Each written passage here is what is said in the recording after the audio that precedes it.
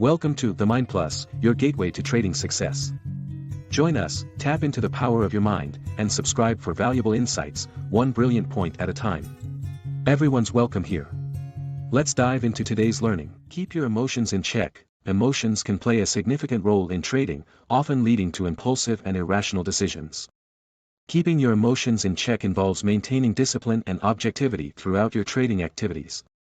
Why it matters: emotional trading, whether driven by fear, greed, or overconfidence, can lead to costly mistakes and inconsistent results.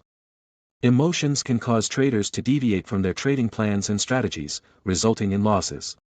By learning to control your emotions, you can make more rational and consistent trading decisions. How to do it: develop self-awareness to recognize when your emotions are influencing your decisions. Implement techniques such as deep breathing, mindfulness, or meditation to stay calm and focused during trading.